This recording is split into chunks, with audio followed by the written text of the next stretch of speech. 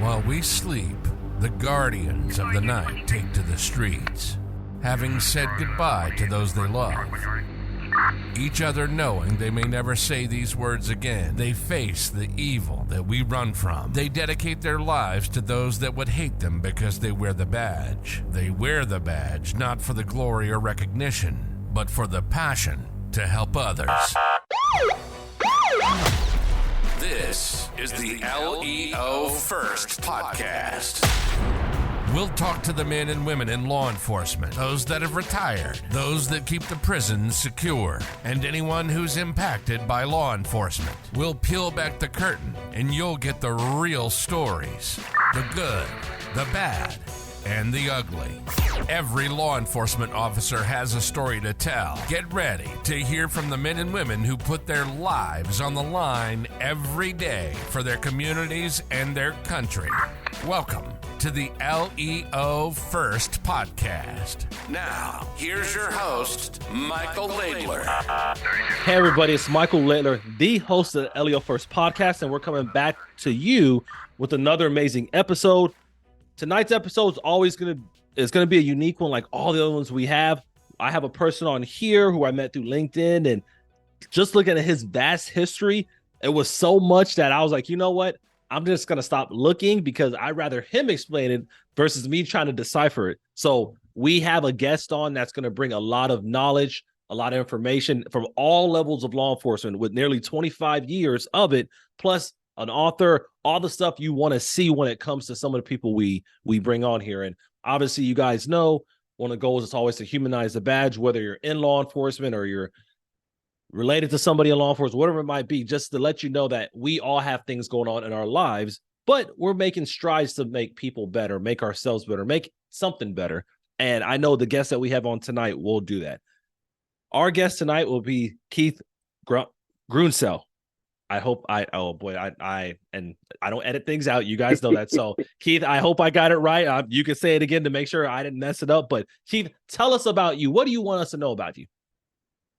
Hey, Michael. First off, thanks for having me on here, man. It's a true pleasure to be speaking to fellow law enforcement officers all around the area. But one thing to know about me, I'm not only a lawman, but I'm a family man as well. My chosen career was law enforcement, and I feel truly blessed. I feel like I've lived possibly like 10 lives in this position, having worked at the city, county, state, federal, and international levels of law enforcement. I bring a lot to the table, and it's been pretty eye-opening experience for me throughout the last 25 years. I love how you talked about family man pretty early on, and I think that's important when it comes to understanding where our values need to lie. Now, I always tell people, you have to have a job, you have to have some kind, you're going to work for some organization some way or another, whether it's for them or with them, but your values start with you, and then you should value your family time as well. So you start off early as a family man, so tell us about that.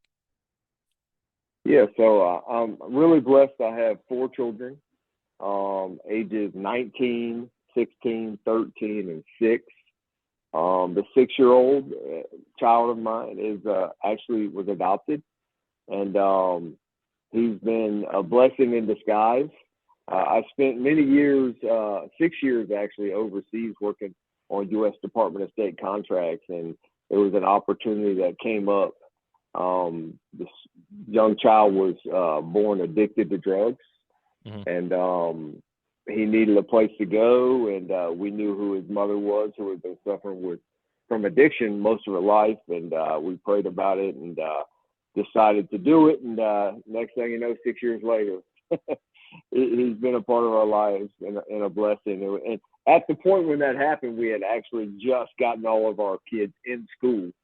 So bringing in a 1-week-old that weighed 4 pounds that had an addiction that you had to administer methadone to was, quite an experience and quite an endeavor. But, you don't realize that as a person that you can love another child just as much as your own blood until you've adopted. It's interesting, and I don't think any of my prior guests has ever talked about either having an adopted kid or being around adopted kid or themselves being adopted. Actually, no, I had one person who said they were adopted. But I didn't really think about that part of the family dynamic, especially like what you guys did, because like you're saying that you already had 3. So it wasn't like that was your first one or your second one. Like this is adding number 4. So already a trifecta already. So like when it came to balancing your work life, and now you got a 4-pound-year-old baby that's, like you said, a week old that you now have to give methadone to, like how does that time management work, or how did it work back then? Well, for me, it was one of those things where I felt like I'm the type of leader that likes to practice what I preach. I don't want to just be somebody that talks.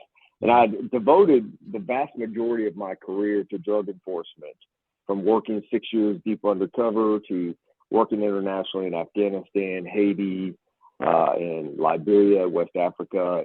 Everything I did, there was a drug nexus. Well, when this opportunity came and I found out that this little baby Hunter was born addicted to drugs, I felt like it was God almost testing me. You know, you're going to put your money where your mouth is. You're always preaching that you want to help. You know, you don't just, but I don't believe you can arrest your way out of the drug problem. You know, I believe you have to get addicts help. You have to go after the traffickers hardcore. And then here's an opportunity for me to practice what I preach at home on top of my job. And it definitely threw a kink in things, you know. But my daughter, who's my 13-year-old now, at the time, obviously at 6 years younger, she became all of a sudden from little baby girl to big sister. And that really was something that made her grow tremendously. And she took on almost like a motherly figure role. And it was pretty fascinating to see that my 2 boys, you know, they both obviously jumped on board with it as well. And they're kind of not only like extremely old, much older, bigger brothers versus, you know, kids 2 to 3 years apart. Isn't it crazy how adaptive children are? Oh man, they're resilient. They're amazing. You know, me, I've forced my kids to overcome and adapt quite often. You know, like I said, I spent 6 years deployed overseas, 6 years deep undercover where I was gone a lot. That's 12 years, especially out of my 19-year-old's life. And I grew up a military brat. My dad was all over the place, went overseas for a year. He was a Marine for 22 years. Was born out of Beaufort Naval Hospital while he was assigned to Parris Island, lived in California, Louisiana, Washington, D.C., then settled back into South Carolina. So I learned to overcome and adapt due to my environment. And I think that's kind of what's happened with my children. May not have been as many moves, but they've learned through, you know, seeing their dad always gone and things like that in the different environments. So I think it builds character in people and will help them later on in life. And it's true. I mean, I don't know what I was reading or watching over like the last week or so, but I felt like whatever I don't want to misquote the terminology I heard, but to paraphrase it, they said some of the best people have come from adversity, have come from things that have challenged them versus maybe the silver spoon type, which I don't think as many people are given the silver spoon as we think they are. Maybe they have money, but even people that have money struggle. Well, you know, throughout the course of my career, obviously the adversity and the struggles that you go through, you know, determine who you are deep down inside. I remember when I was my first time, I'm a 2-time chief of police, currently chief of police in Lawrence, South Carolina. I was a chief in another upstate city. I was asked to do some things by certain elected officials that I refused to do. As a result, I was terminated immediately. And I fought for 14 months, got my job back. I got full back pay for 14 months, came back, indicted the mayor for public corruption. He got convicted of 2 of 3 charges, crimes against moral turpitude, could never run for political office ever again. The head of investigations for 25 years was pled guilty to a case where he covered up the white suspects in a racially motivated rape and murder. And then, you know, so for me, I encountered a ton of adversity in those situations. And because I was a whistleblower, I became kind of public enemy number one because people thought I was just stirring the pot. But in actuality, only time told that I was actually the guy that was trying to do the right thing. So what that did for me is it built a lot of character in me, and it taught me, you can't become jaded in the situations that you encounter in life. How you respond to adversity defines your true character inside. Are you going to come out a negative, disgruntled individual that hates everybody and blames everybody for what you went through? Or are you going to say, okay, God, thank you for putting me through that, because I know you're building me stronger for something much bigger, even though I may not know at this moment what that is, but I know you're building me up for something. And that's truly how I look at things. I've faced a ton of adversity, not just in that situation, but from working overseas, working locally, undercover, all that stuff. It's just been a constant roller coaster of a career. And as you know, that's what law enforcement is. You could be sitting one day sipping on a coffee, next second, you're picking up body parts from an accident. I mean, you just don't know what you're going to encounter. And that's one of the reasons I got into law enforcement. I didn't want to sit behind a desk all day long and do the same exact thing, or be on an assembly line in a factory doing the exact same thing day in and day out for 25, 30 years. It just wasn't in my character or my makeup. And I'm so grateful that I did choose being a public servant, because I believe it's the best career choice for somebody like me. Yeah, and the career path that you did choose, you're definitely never going to be, you're never going to have a dull moment. Like you said, even if you just want to sip coffee and not have one, you're going to, that when you think that nothing's going to happen, that's usually when the bottom falls out. And it comes in threes, as you know. So when it happens pretty bad 3 times. And that's the story of my life, especially in a top leadership position, as the chief of police. Everything can be going what you perceive as great one moment, and then, like you said, the whole bottom falls out, and then you're in a 3-4 day scramble trying to fix things. Then it seems like it's going okay, then it happens again.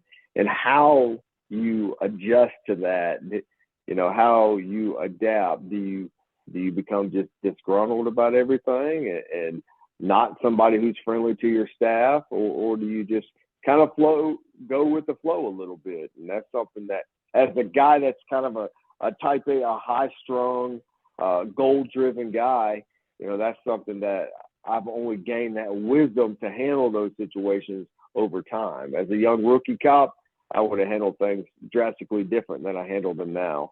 I'm less quick to react and realize that just some people are just dumb. You know what I'm saying? Some people do certain things on social media and say certain things, and me responding to that stoops me down to their level, and I'm not willing to do so. But I had to learn that lesson by being the guy that actually did respond.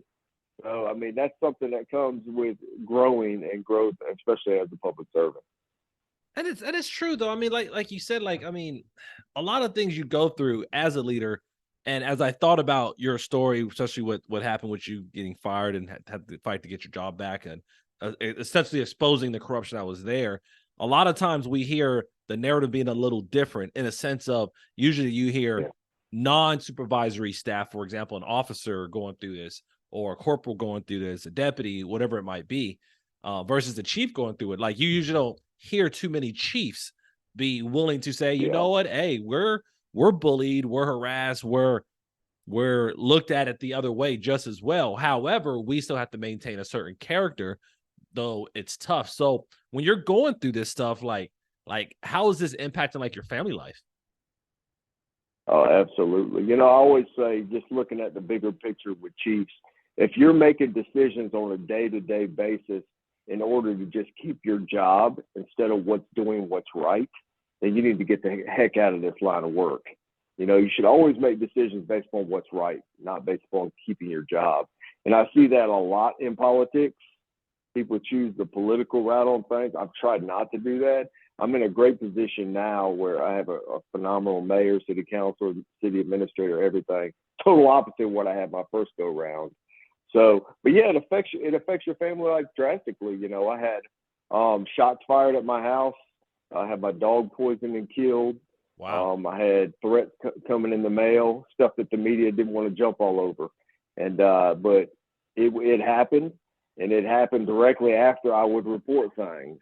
And what did I do? I stayed the course, but I was hyper vigilant as well. It was a time where I had my family go out of state for a little while. It's something that an officer should never have to experience, and I don't say that to deter people from achieving the highest levels, but I say never be naive. You know, I came into it as a young chief in my 30s and was like, you know, I had heard there was some corruption, but I was like, you know, I'm always going to do the right thing. Nobody will ever get anything on me as long as I do the right thing. Well, that's not the truth. The reality is people will lie sometimes, people that have political, you know, agendas and things like that, and it could be used against you. But for me, you know, I won in the end, you know, just by doing the right thing, staying the course. But the battle with my family took its toll. You know, it led to me after I came back for about 2.5 years. After I was fired, came back 2.5 years. We went from number 28 safest city in the state to number 1 safest city in the entire state of South Carolina. We had those indictments and all the stuff going on. An election happened, and some of the people that got indicted, they brought in some people to run and basically to oust me as a chief. And it was a hot political bed. And so I resigned, and I went overseas again. And that was kind of like, you know, I was ready to get out of, you know, the local political scene, and I went overseas, and I went to Haiti, of all places. As you know, wow. That's a very political hotbed. Yeah, but I got there, and I quickly rose through the ranks there. I was on a U.S. Department of State contract, assigned to the United Nations. I became the U.S. contingent commander for the nation there with all the U.S. forces, and I was assigned to the Haitian SWAT team. And man, that was one of the most deadly environments, a lot worse than what I ever experienced in Afghanistan for the 2 years I lived in Afghanistan as well. Haiti was off the charts, and it's very sad. Such a great group of people that I work with there. I work with over 30 different national police forces, and just it was such a great experience seeing the diversity amongst all the different law enforcement agencies and how we come together to assist a nation. But obviously that country, you know, the United Nations pulled out, the U.S. somewhat pulled out, and then they assassinated the president shortly after I left and shot the first lady. And it's been quite unstable continuously ever since. And it almost is one of those situations where it's so bad that it might take the United States Marines coming in to correct it. Wow. Yeah. And doing that. So when you went from obviously South Carolina to Haiti, like, did you leave your family back here? How did that work? Yeah, it's what they call a non-family friendly mission. It sounds like that. Definitely can't bring your family. It was very, very violent, especially being assigned. So originally I got there, I was a national coordinator. Well, I lived with the Bangladeshi foreign police units, FPUs. It's a 160-person unit. And then I got promoted within about 3 months to the national coordinator over 11 countries, 1,650 guys. And did that, and then they wanted me to be with the Haitian SWAT team, which was kind of weird because the Haitian SWAT team was actually an anti-coup unit to protect the president from an overthrow. And that's how they originally were founded. So I got to see a lot of the behind-the-scenes types of things, got to meet the president, and got to train the prime minister's security detail, some of the presidential security detail, met some pretty amazing Haitians and other people from around the world that I still stay in touch with, which is pretty neat. But yeah, it was definitely quite different than what I expected. I was going into what they called a peacekeeping mission, but it ended up being just as deadly, if not more deadly, than Afghanistan, because of the fact that it wasn't considered a war zone, and you're in soft-skinned vehicles sometimes, and you know, at least in Afghanistan. Yeah, for the 2 years I was there, we were fully armored vehicles. I was the national supervisor over 3 programs there. I had 144 Americans that worked under me, and we trained up to a 5,000-man SWAT team. for the whole nation of Afghanistan. And that was a awesome experience as well. It was one of my first high level leadership positions. Mm-hmm. And it's a lot of people too. That's a lot of people to train. It was, and we had to deal with. We were on a U.S. Department of State contract in a Department of Defense war zone. So you had DOS and DOD conflicts, and there was a lot of dynamics that you had to work with the international community, and you had cultural differences. And for me, that was a growing experience, and it was very tough to be away from home 6+ months at a time. And but I don't regret it. I enjoyed my time there. And then my last tour overseas, I left Haiti and went to Liberia, to West Africa, and I became the senior advisor to the Inspector General there, who's appointed by the president. And that was a pretty amazing position. It just survived Ebola. Prior to that, survived a civil war. It was a tribal culture of 16 tribes, and they were dealing with ramifications of both of those, situations, and the aftermath of child soldiers who were growing up, who did horrific things from cannibalism to murder. And so you're dealing with that in the culture at the same time as policing. And policing in Africa is different from policing in America. Half the police officers there didn't even carry guns. And then you had specialized police units, and it was pretty cool though, man.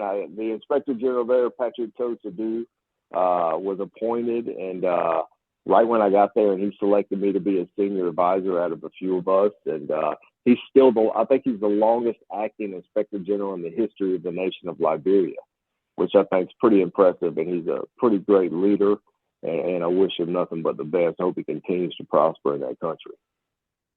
So with all of this going on, a lot of moving around, going back and forth, obviously across seas, and having multiple kids, adopting, there was a point in your life where you wrote a book called A NARC'S Tale, or a series book. Yeah. So when did you find time, or was this just more recent that you decided that you were going to do this NARC'S Tale? So it originally started with, I'm working undercover. I had to make up a big scandal that I got fired because I was supposed to be trying to take out some dirty cops. And so I kind of got shunned by my own, group of people, law enforcement officers. And I was kind of by myself. So I started writing down notes as therapy. Well, I had done this for 15 years. Well, when I went overseas, I started actively getting into it a little bit more and organizing it into like a book format. And I'd never written a book. I didn't know what I was doing. So I wrote like a police officer, like a police report for the most part. So I had to learn, to put everything, instead of like, I used to write a lot, especially when I was a special agent with the Drug Enforcement Administration, I wrote it in third person. I had to go back to writing it differently from a first person perspective. And so it was my therapy. And when I went overseas, I had a lot of downtime in the evenings, and I wrote. But what really put the hat on me with my books was I was in Liberia and COVID hit. And I got quarantined by myself for 22 weeks. Dang. And so once a week, I could go to the grocery store for 30 minutes. They got it shut down. We can go in. I was, working with the president, not the president directly, but with the Inspector General, the Prime Minister, all them on basically the response to that. But I was stuck in my apartment, and I was like, wow, I have to keep my mental health squared away. I was working out in there, doing like exercises on YouTube and things like that. But you only have so many hours in a day to exercise. And I devoted about 12 to 15 hours a day for 22 weeks. And originally I had one book, but then it just kept growing and growing and growing, and eventually turned into 4 books. So my first book is my upbringing and some life experiences that set me on the track to become a police officer, or almost not become a police officer because of some bad choices at a young age. And then that's undercover as a city police officer. Then my second and third books are all about my deep undercover experience as a county sheriff's deputy for 3 years. And then my fourth book is my undercover experience becoming a U.S. Drug Enforcement Administration special agent with DEA. And then at the end, it kind of touches about fighting corruption as a chief. Then it tells little short stories about my time overseas and how there was always a drug nexus. And I tell the story about my son, Hunter being adopted and things like that, about his background. So the whole book series is called A NARC'S TALE, and it really goes into a lot of behind the scenes stuff, from the little things you do working deep undercover to the psychological effects, how it affected my family, what I did to overcome things, how I almost crossed over the line a couple of times, just getting caught up in this persona of who I was pretending to be for so many years. And, and it was kind of not only a therapy to write them, but it was for my kids. So one day they'll read them and be like, okay, that's what Daddy was doing for those 6 years. That's why Dad, was maybe looking different. Once a week, he changed his look or something, and he was gone all the time. I hope they realized I was actually trying to make some sacrifices to make it a better world.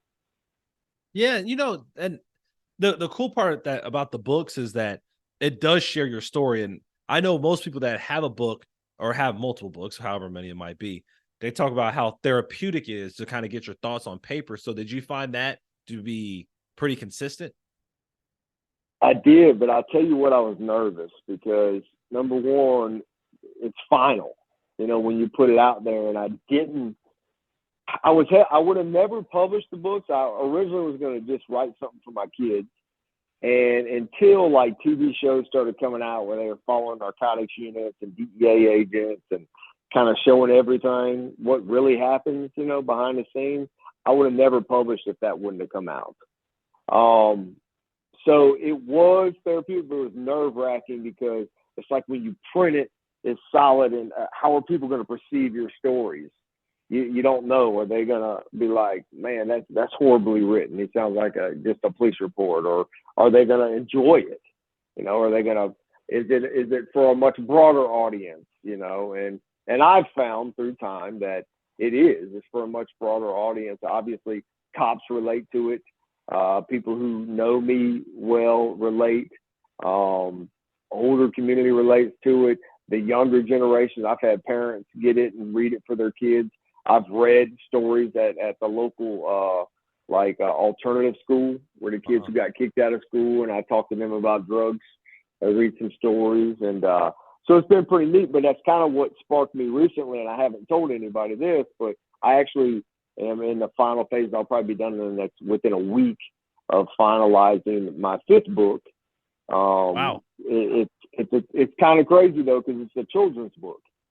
And I felt like just society has diminished in values tremendously with our youth.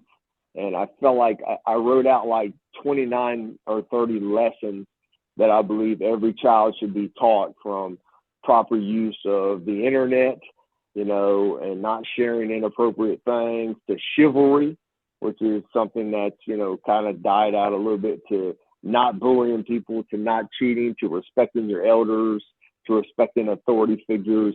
And it was easier for me to write it because it's much shorter, a children's book. But then I had to get into getting the illustrator and making sure the story matched the illustrations. And that took quite some time for me. And then making the stories rhyme to where they're fun to read for 7 to 12-year-olds. And so I'll probably have that out. I was hoping to have it out but the illustrations, I was back and forth with my artist getting things, and I got them all done, and I'm doing the cover design right now. And I've been writing a leadership book as well. But those are things, they are my therapy, like you said. And for me, it's pretty neat though to leave a legacy, in paper. My children's book is Caleb's Journey to Kindness, and Caleb's my oldest son, and it has a character in it called Wise Craig, who's my father, Craig. And all the characters are actually my children, which you don't know that, but you'll see them throughout the book, and it's going to be a surprise. I mean, I'm telling you here, I haven't even told them. So they have no clue. So I was hoping to get it out by Christmas so I could have, give them a copy for Christmas. And I thought that'd be something touching and kind of a unique gift. But that's cool though. I mean, it's as you're talking about writing all these things, how did you learn these different writing styles? Like, because I know for me, like I know I wrote my book, but I mean, it was more me just kind of I'm college educated, so that's some of the help. I've written papers before, but like you're writing different. Like, it ain't like you're just writing one type of book. You're writing multiple styles. So like, how did you learn all these styles? Man, I'll tell you, I reached out. A buddy of mine's written over 10 books, Jason Fort. He's a police officer in Anderson, South Carolina, and been doing it 20-something years. Mm-hmm. And I reached out to him. Now, it's kind of unique. I was originally writing everything 100% nonfiction, true stories, everything. And then I had to present some things to an attorney. And I said, hey, what do you think about this? I'm about to publish this undercover book. And he's like, well, I think you should call it a fiction based upon a true story.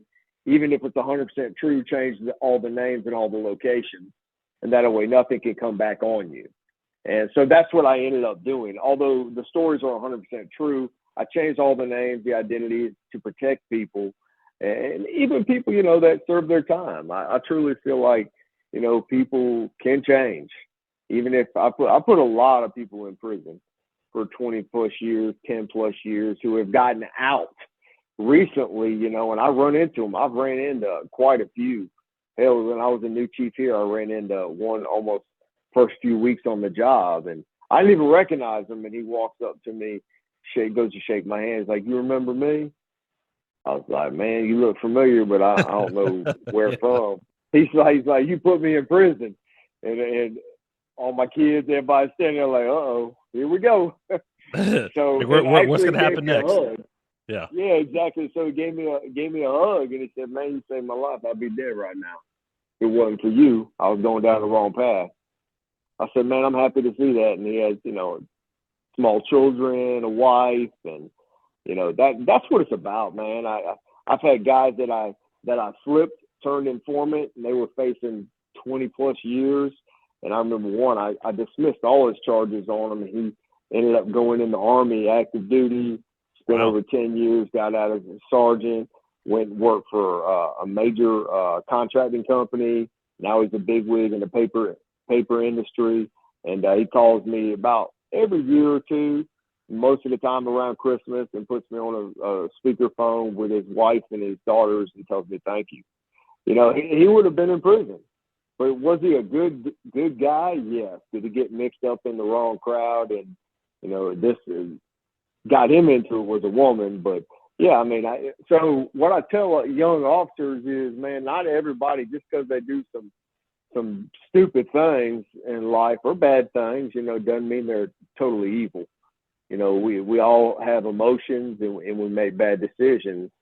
And so don't take everything so personal.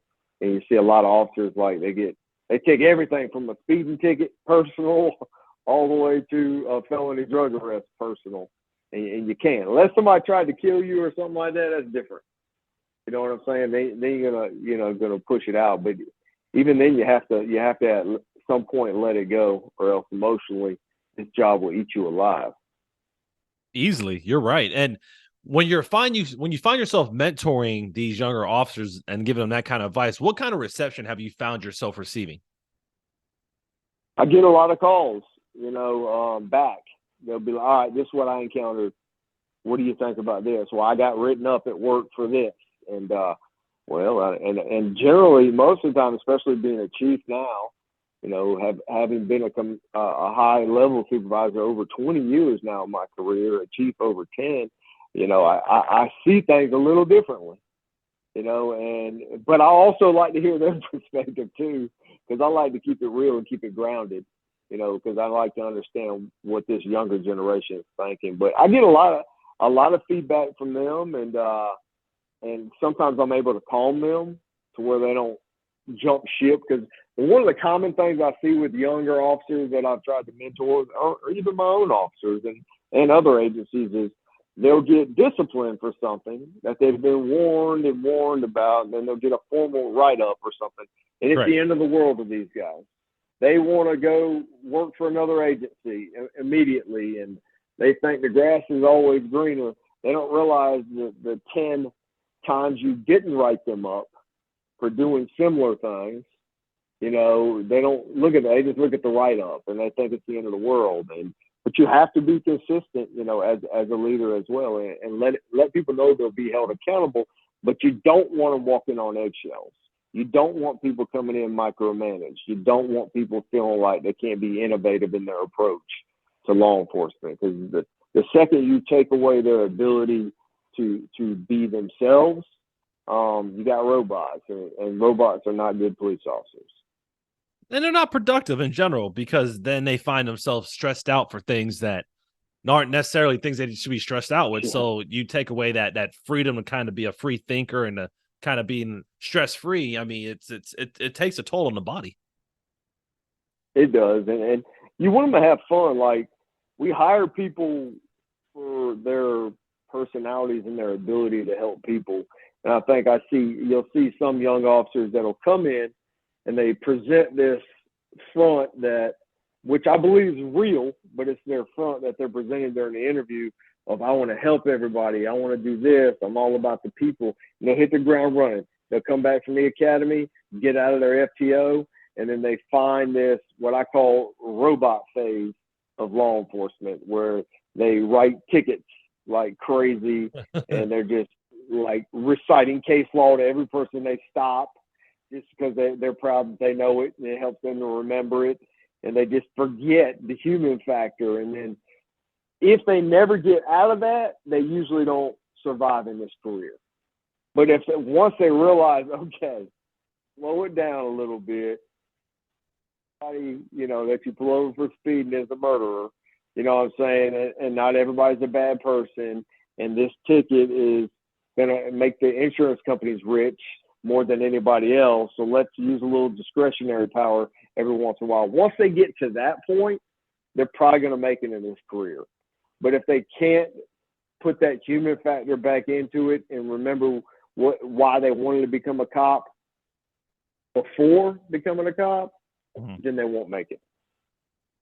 So that's important. So that's one of the things that I talk about a lot. Like, I talk about self-awareness, but understanding who you are before you put the uniform on. And then obviously who you are when you're like, once you put the uniform on, like still remembering like your identity. So how have you been seeing that change, like from your perspective, either from the Chiefs role, from the Arthur role, or just the industry in general? How do you see us moving in a better direction on that? Or do you see, because of things like, and this is something random popped in my head, like staffing so bad that people don't have time to focus on themselves? Like, what shifts are you seeing from your perspective? Because it is much different as a chief than it would be as an officer.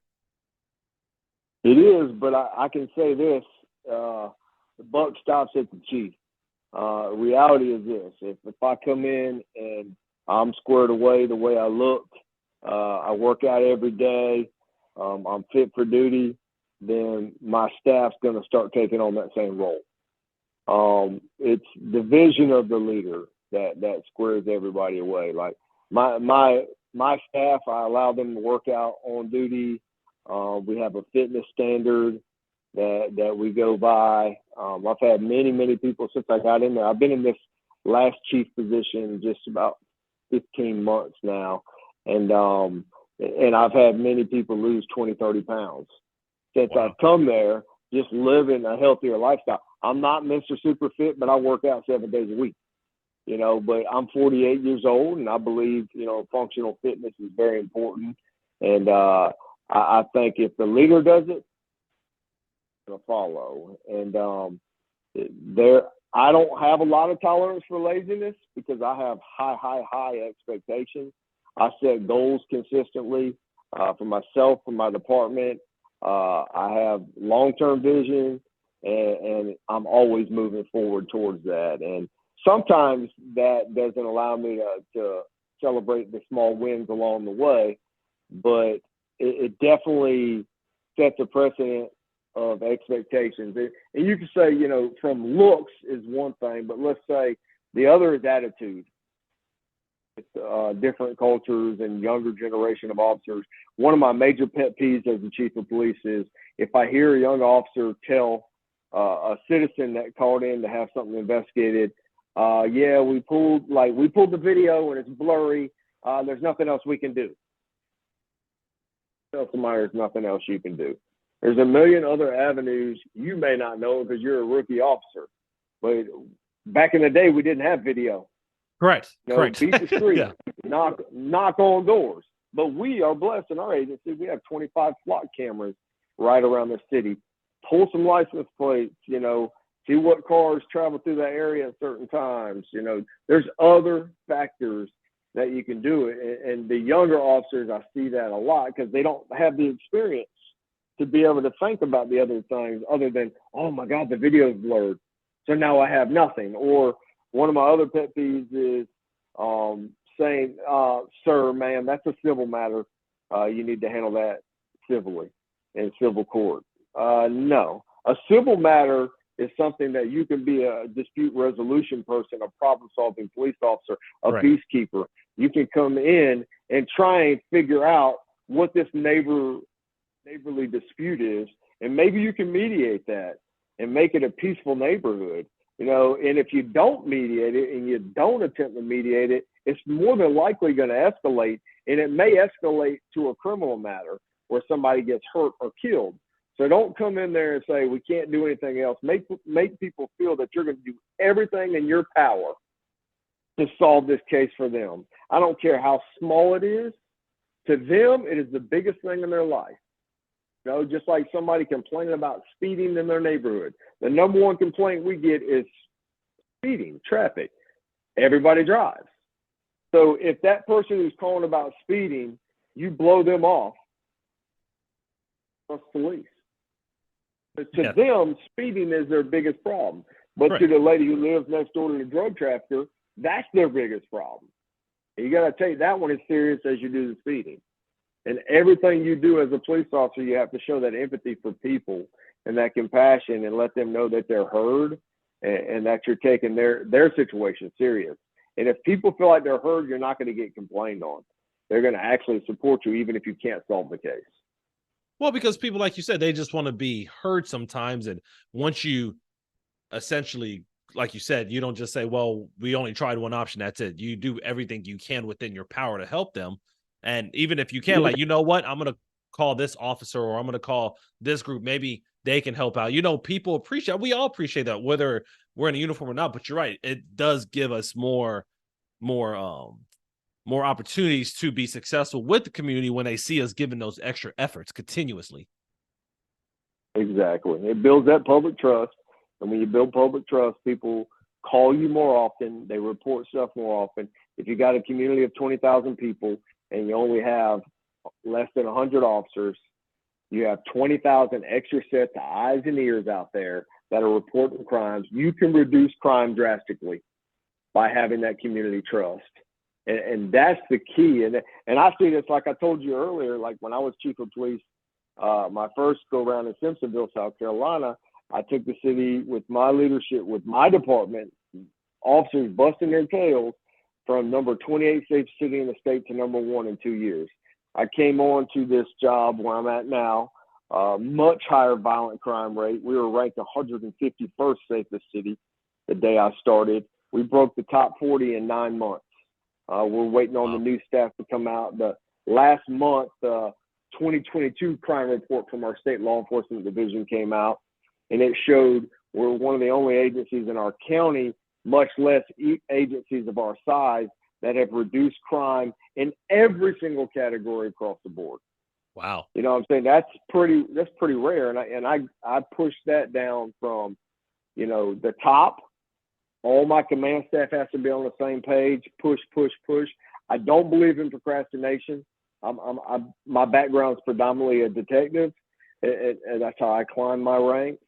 And I believe that when you get a case, you dig until you solve it. It's just like the TV show, The First 48 Hours. You know, if you don't get something within the first 48 hours, the probability of solving that crime drops drastically. It's the same way with every type of case, not just homicides. So when you're out there and you get a case, you dig and dig. You don't say, well, I'm going to wait and I'm going to do this later. No, do it now, because tomorrow will bring another case.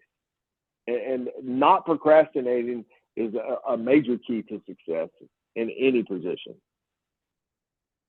And it's I like how you framed it, because given all the experience you have had, it takes a lot to, come back into the Chiefs role. Like you said, you left in 2016, then you did some private contracting overseas and all that good stuff, and then you come back to the Chiefs role. Like, what actually drove you to get back into that role? So I came back. Everybody got laid off during COVID. I came back looking to get back in, but when you go through some political stuff like I did in my first chief job, it's sometimes difficult.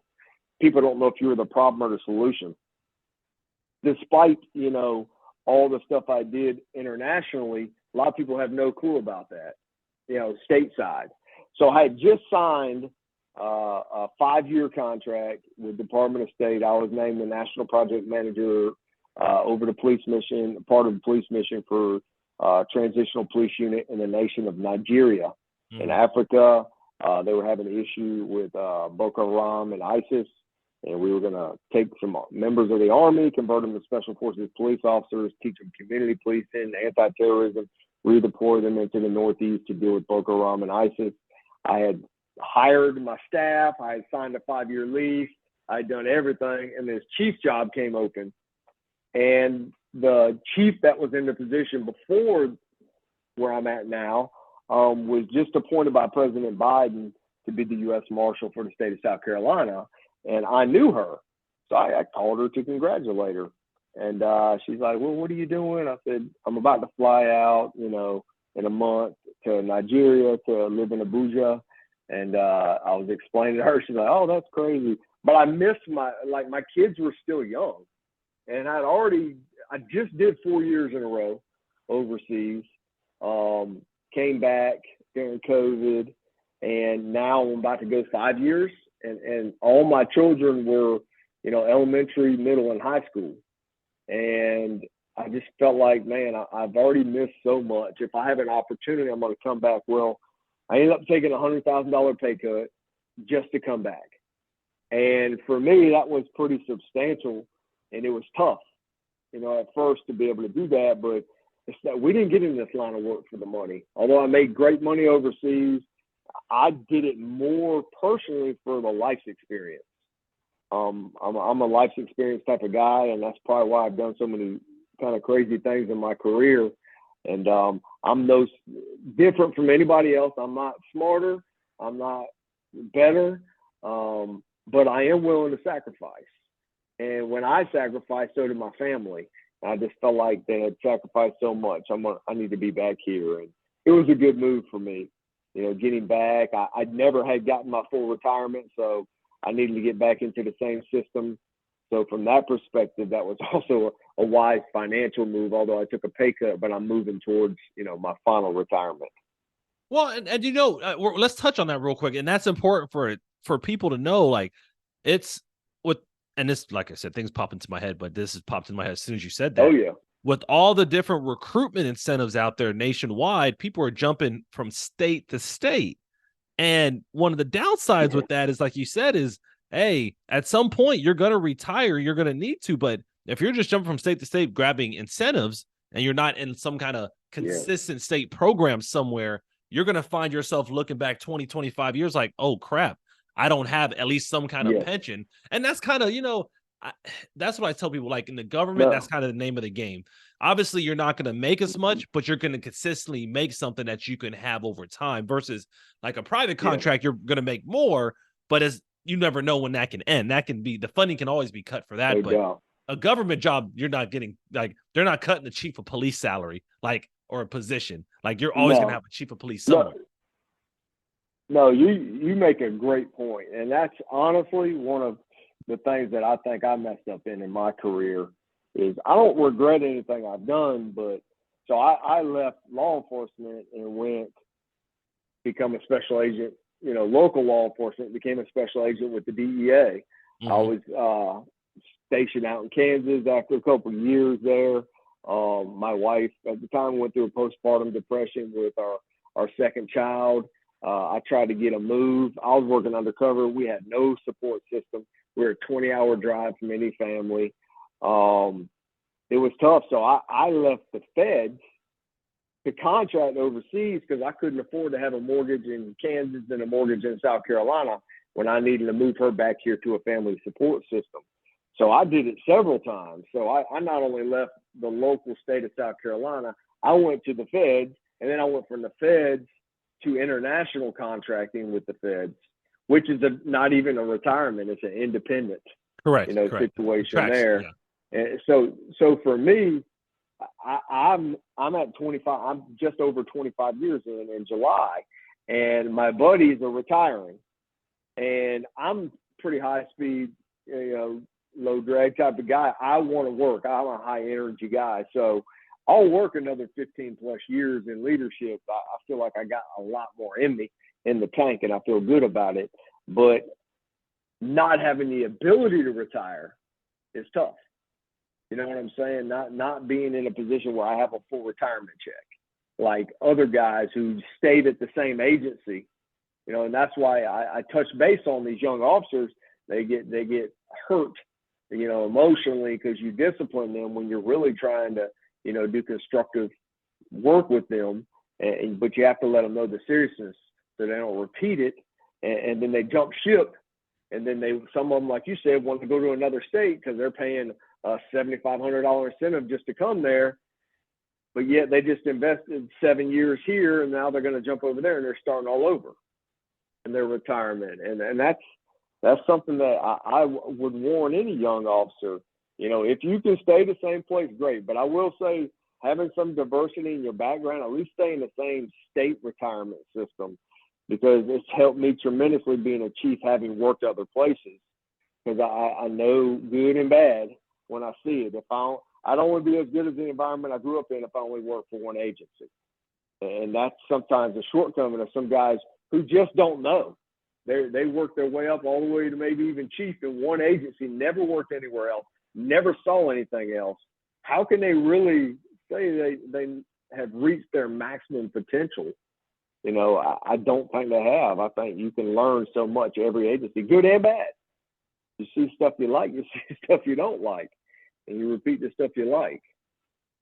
You're right. And that, for me, I've been in 3 different agencies, and one thing that I wanted to get into, and I don't remember anybody telling me, I kind of paid attention to like life. I want to get into the federal system at some point for, like you said, retirement purposes, because the cool part about the feds especially is that you can move around in any job as long as it's federal and keep your retirement building towards something. So the downside is sometimes federal jobs, and sometimes they put you in the middle of nowhere. Like you said, like in your case, you were in Kansas, you were in the middle of nowhere, but you were 20 hours from family. So you had to make some life choices. And it was like, well, I mean, I have a good job. Obviously you love, because DEA is right up your alley with the narcotics, but it wasn't up your alley for family. And that same thing, when I left Border Patrol, that it was a family thing. Like I wanted to be closer to family. It wasn't that I disliked the work or the pay. I mean, I was a K-9 handler, take home ride. I mean, making great money. I mean, it was amazing, but the family side was more important to me. So you're right. Thinking about trying to anchor yourselves down somewhere. It doesn't mean you have to work at the same PD for the whole time, or the same sheriff's office. You can move around, but just make sure if you are moving around, somehow you're keeping yourself in some particular retirement system. So let's say you go to 5 different PDs. I mean, most of them are municipalities, so it probably won't count. But if it would, make sure that they all fall within the same retirement system. And that way, when you do decide to finally retire, like you said, after 25 years, you have at least some kind of guaranteed income, especially as you go into the afterlife of law enforcement. Exactly. I mean, that's the key. And have other, for me, my books are a little side hustle, if you know what I'm saying. I do some speaking stuff, but if I do it where it's my city administrator and mayor and all them are great, because I'm representing our department. It's like recruiting, so I can't really get paid at speaking events unless I take time off or anything like that, so I'm not double dipping. But have something else, you know. I felt like I could pretty much go do about anything I want and be successful in anything I want to be successful in. But public service is what I love. Law enforcement is what I love. I love encountering people at a low point in their lives and bringing them up. You know, and some people at a low point in their lives, you encounter them and they never going to get out, you know, but some of those people need to be locked up so you can protect others that they terrorize around. So, I mean, I love law enforcement genuinely. I feel like it's a calling, and anybody who puts in, you know, 20, 25 years, whatever amount of time in law enforcement, 10 years, 5 years, it's a blessing, you know, to have seen the things you've done, but don't let it get you. Don't let all those ups and downs emotionally affect you. You know, have your outlets, work out, do things, talk to people, you know, because this career, you know, you see so many negative things. Don't let it change you totally, because it will change you, but don't let it totally change you into a bad person. And it's so easy to go down that path.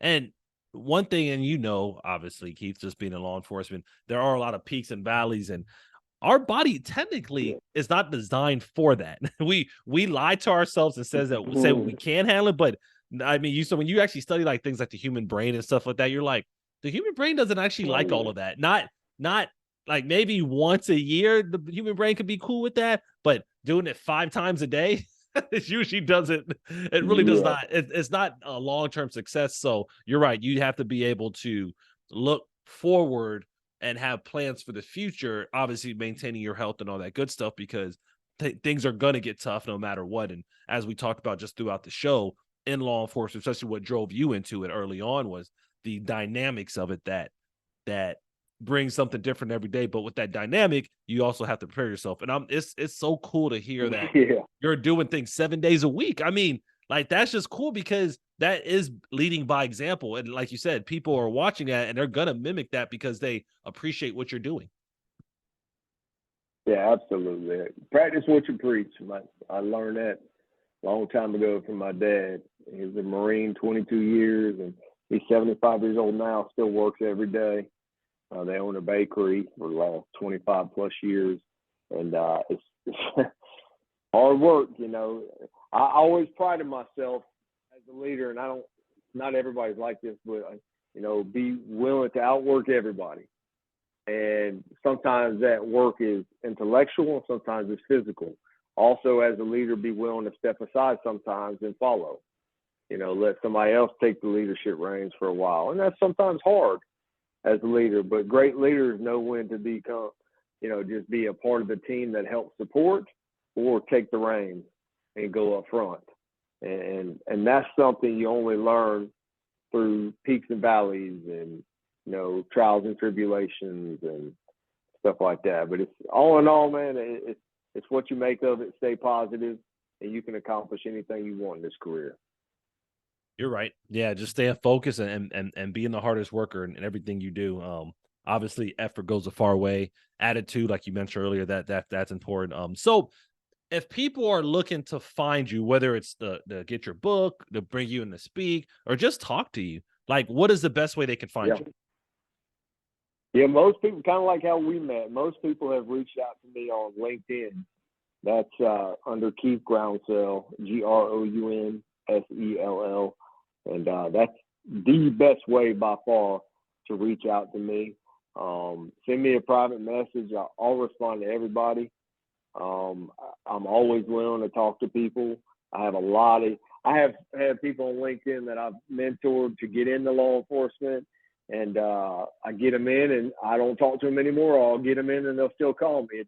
It just kind of varies. And I know my schedule's crazy, but I believe in giving back, because I had some people do it to me early in my career and kind of led me in the right direction and told me things. And I've been blessed to have worked at almost every level in law enforcement. So I could give you advice on how to get to certain places. You can also, have a TV show that's coming out that I'm going to be in a couple episodes this season. It's called Undercover Caught on Tape. Undercover Caught on Tape. Okay. Yes, that premieres on the A&E network. January 11th, I believe, is the first episode coming up there. I mean, so that's kind of a long story, but a long story short is producers found my books, read my books, contacted me. We went out and filmed. They ended up putting together a pilot. They aired it. A&E wanted it. They aired it. It had unbelievable ratings, and then they bought a whole season of it. So that's coming up here January 11th on A&E, Undercover Call on Tape. Check it out. It premieres undercover officers from all across the United States. It's not just about me. I'm just on the show in at least a couple of episodes. And then it takes their undercover cases that there's actual video. It has to have video. And then it shows the videos, then it interviews the undercovers, it interviews sometimes the suspects, the informants, everybody involved, and it tells you about the psychological, the behind the scenes, everything that goes on. It's like nothing else that's on TV right now, to be honest with you. They have these shows where they show a little bit, but it's nothing like this, I can promise you. It's pretty neat. So check that out. Then check out my books, A NARC'S TALE. You can get those on Amazon. Like I said, they're also in audio. You can get them on Audible or through the Amazon link. You can get Kindle, audio, or paperback. I'll have my Caleb's Journey to Kindness, a children's book, which would be great to read to your kids and teach them different lessons in life that, we as parents try and instill in them, but sometimes having a book where, they can go to it and point out each individual story and talk about something that your children will encounter during their lifetime is something that's important. And it's just a way to touch and reach out to another audience. As police officers, we're in the business of helping people. And that's where I feel like my books have been able to do that. I've had undercover. I had a guy who worked narcotics 30 years from my book series, The NARC'S TALE, contacted me and said, I learned more in your books than I did 30 years in narcotics. I said, no way. Wow. He said, yes. And I'll tell you why. I said, why? He said, because I never worked undercover. I was plain clothes, but I was never a deep undercover guy. I didn't understand a lot of what you were talking about, at first. And now I have a grasp of some of the behind the scenes stuff and why drug dealers do this and why the undercovers do this. He said, I wish I'd have read this early on. And it's hard to preach that to people, but I have my narcotics unit. I have copies of my books in my investigative bureau. And those guys read them, and I let them listen to the audio. They'll say, hey, what do you do in this case if I'm trying to do this? I'm like, here's the case. Boom, hit play. And listen, this is the exact case you're doing right now. And so I feel blessed. Now it's a young man's game, working undercover, in my opinion. And now I mentor the younger generation, and that's what it's about for me, and passing on that legacy, passing on that torch. And I tell officers, write your stories, man. You wrote you know what I mean? Write a story, man. We see and hear so many amazing things. People want to know what we do, humanize us as law enforcement officers through books, through movies, through whatever you can do. Do your best to humanize us so people have more empathy towards law enforcement. The vast majority of people support us, but there's still that small group of haters out there that we may never win over, but we'll just keep the majority supporting us, and we'll overrun them. Yeah, and you're right. It's important. I mean, I tell people all the time, I'm like, hey, I said, we all have a story. Just put it in writing. They was like, well, what if nobody, it doesn't matter. Just put it out there. You never know who you're impacting. Like you said, with your series, I mean, who knew you were going to influence a 30-year detective? I mean, that you know what I mean? Like, I mean, you don't know, but if you wouldn't put it out there, you wouldn't be able to benefit them. So that's why I tell people, I said, even if you don't think your story is good, just put it out there. Why not? You don't know. I mean, just because you don't think it's good doesn't mean that next person is not looking for that information or that motivation or that inspiration. So why not do it? So Keith, what final words do you have for the audience? Just stay the course in anything you want to do in life. You're going to have ups and downs. You're not going to achieve success tomorrow. Matter of fact, the quicker you achieve success, the less meaningful it is. The best things in life come through struggles. And those struggles, you shouldn't let them get you off track. Keep pace with your goals. Always set goals, short-term, long-term. If you don't have goals, you don't know where you're going. So just stay the course. It'll happen, and enjoy the small wins along the way, and enjoy those around you that have helped you get where you get, and appreciate them also. Man, you said it great, man. And it's Keith, I agree with all of it. So I'm not gonna beat a dead horse and repeat everything, because I mean you said it. I mean, when you go through things, I mean, it's not the end of it. Learn from it and get better, because that's going to be the best way you can grow. So very, very good. Very, very strong way to close out. Audience, folks, people, whoever, you've heard it. You've heard a great hour with Keith. You've heard some of the things he's been doing. And obviously you guys can tell he is a busybody. He's done a lot of different things that a lot of us think about doing. And now that we've seen someone do it and we've heard someone do it, this is your opportunity to do some things as well, whether it's adopting a child, whether it's writing a book, working internationally, whatever it might be, being a chief of police, whatever that stretch of your imagination that you were kind of thinking about or wasn't sure, you can see that Keith is a living testament of that. And as you go forward in your life, think about some of the things that he's gone through. And if you have anything that you're wondering about, especially that you've heard him go through, reach out to him. You heard the best platform to get him is LinkedIn. So reach out, contact him, pick his brain, get his book. Obviously, I mean, that'll give you a lot of insight on some of the things he's been through. But whatever it is, make sure we support each other. And obviously, he has a lot of good experience that can be passed on to all of us. So once again, everybody, thank you for tuning in. Thank you for listening. And we hope to hear you and hear from you on the next episode. You guys stay safe and have a good one. You've been listening to the LEO First Podcast. Michael has been in law enforcement since 2005. He's worked for 3 law enforcement agencies in 3 different states. He's a professional speaker who travels the country teaching about leadership development and self-awareness. And he's the author of a book called Greatness Beyond the Badge: The 3 Key Principles for Self-Awareness. It's Michael's passion to bring law enforcement members' stories to the front, so you get the real and raw take. We hope you've enjoyed the show. Make sure to like, rate, and review. And we'll be back soon. But in the meantime, hook up with Michael on YouTube, Instagram, and LinkedIn at Michael Laidler. On Twitter at Michael A. Laidler. On Facebook at Michael Laidler Leadership. Send an email to michael@michaelalaidler.com and hit the website at michaelalaidler.com. See you next time on the LEO First Podcast. Like that, I'm going to be leaving a note. My vehicle is driving in the remote.